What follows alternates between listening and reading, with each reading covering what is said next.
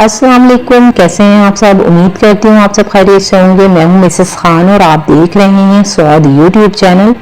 जब हम कहीं शादी या किसी फंक्शन में जाते हैं तो जब बिरयानी के साथ हमें बैंगन का ये सालन सर्व किया जाता है और हम समझते हैं कि ये बनाना बहुत मुश्किल है, तो आज आपके लिए मैं शादियों में बनने वाले बघारे बैंगन की रेसिपी शेयर कर रही हूँ।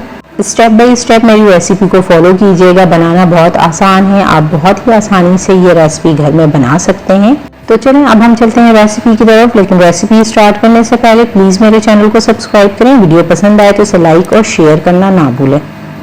चलें आज की रेसिपी बनाना स्टार्ट करते हैं।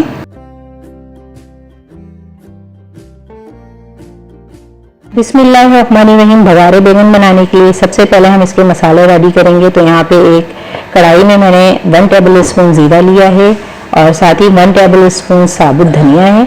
ज़ीरा और साबुत धनिया ऐड करके मैं इसे हल्का सा ड्राई रोस्ट कर लूँगी। जब इसमें अच्छी सी खुशबू आने लग जाएगी तो फिर हम इसमें ऐड करेंगे खसखस, जो मैंने 1 टेबल स्पून लिए।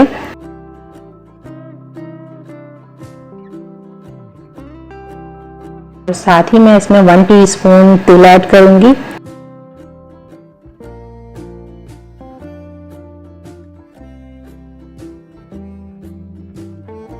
पिसा हुआ नारियल ऐड करेंगे 1 टेबल स्पून। इन तमाम मसालों को लो फ्लेम पे हम ड्राई रोस्ट कर लेंगे जब तक इसमें अच्छी सी खुशबू ना आने लग जाए। ये देखें इसका कलर चेंज हो चुका है, इसमें खुशबू भी आने लग गई। अब मैं इसे चूल्हे से उतार लूँगी।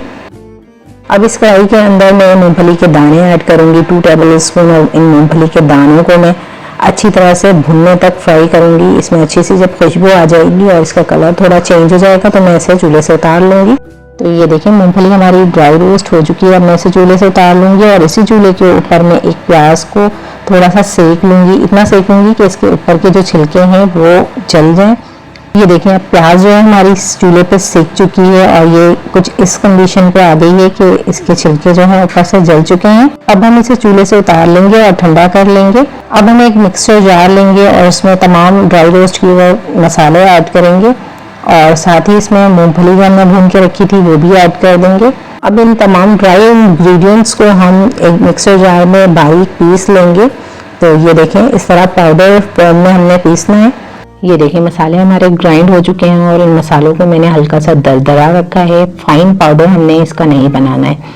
अब यहाँ पे देखें जो हमने प्याज भून के रखी थी वो बिल्कुल ठंडी हो चुकी है। अब इसका छिलका जो है हम उतार लेंगे और इसे छोटे छोटे टुकड़ों में काट लेंगे और फिर इसमें थोड़ा सा पानी ऐड करके इसे ग्राइंड कर लेंगे, एक पेस्ट बना लेंगे। ये देखें प्याज का पेस्ट बिल्कुल रेडी हो चुका है। इसे हम साइड पे रखेंगे। अब यहाँ पे देखें मेरे पास बैंगन है आधा किलो और ये थोड़े मैंने छोटे साइज़ के बैंगन लिए हैं और इसे मैं इस तरह से दरमियान से कट कर लूँगी। इसी तरह हम सारे बैंगन काट लेंगे और इसमें ये तैयार किए हुए मसाले भरेंगे। मसाले हम इसके अंदर अच्छी तरह से भरेंगे चम्मच से प्रेस करते हुए, ताकि इवनली मसाले अच्छी तरह से पूरे बैंगन के अंदर फैल जाएं।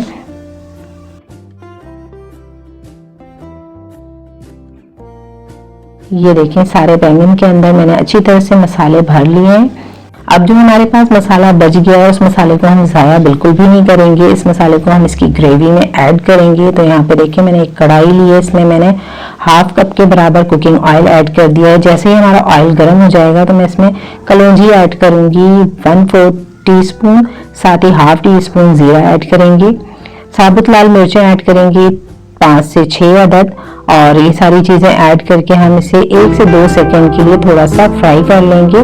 साथ ही 10 से 15 कड़ी पत्ते ऐड करेंगे। लहसुन अदरक का पेस्ट ऐड करेंगे 1 टीस्पून। साथ ही हम इसमें प्याज ऐड करेंगे जो हमने पीस के रखी हुई थी और जो मसाले बचे थे वो भी हम इसके अंदर ऐड कर देंगे।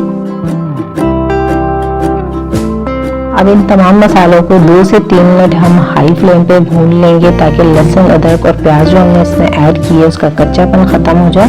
3 मिनट हो चुके हैं मसालों को भूनते हुए। अब मैं इसमें पिसी लाल मिर्च ऐड करूंगी 1 टीस्पून। साथ ही हल्दी ऐड करूंगी हाफ टीस्पून। हस्बे जायका नमक ऐड करेंगे। मिर्च मसाले ऐड करके हम मजीद इसे 2 से 3 मिनट और भूनेंगे ताकि मसाले अच्छी तरह से भुन जाए और ऑयल इसके ऊपर आ जाए।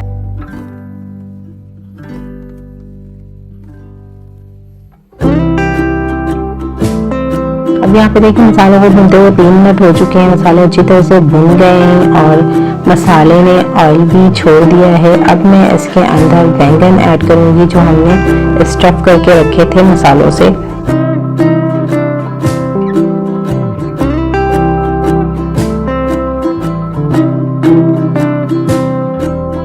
अब सारे बैंगन ऐड करने के बाद प्लेट में जो थोड़ा सा मसाला रह गया है वो मसाला मैं इसके अंदर ऐड कर दूंगी और साथ ही मैं तकरीबन इसमें आधा कप के करीब पानी ऐड करूंगी। अब हम इसमें इमली का पल्प ऐड करेंगे। इमली का पल्प जो है वो 4 से 5 टेबल स्पून है और इस रेसिपी की खास बात ये है कि इसमें टमाटर और दही इस्तेमाल बिल्कुल नहीं होता है। ये रेसिपी इमली से ही बनाई जाती है और ये बहुत ही मज़ेदार बनती है। इमली का पेस्ट आप अपने टेस्ट के हिसाब से ऐड कर सकते हैं।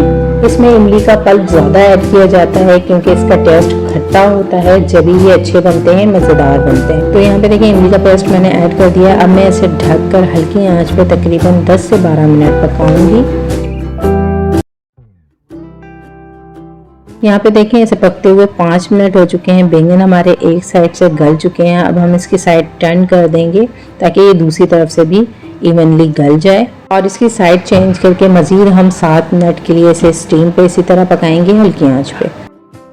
अब यहाँ पे देखें 7 मिनट हो चुके हैं। बैंगन को पकते हुए ये बेहतरीन से गल चुके हैं और अब हम इसका चूल्हा ऑफ कर देंगे और इसमें तकरीबन 8 से 10 कड़ी पत्ते ऐड करेंगे और कड़ी पत्ता ऐड करने के बाद इसे हम डिश आउट कर लेंगे।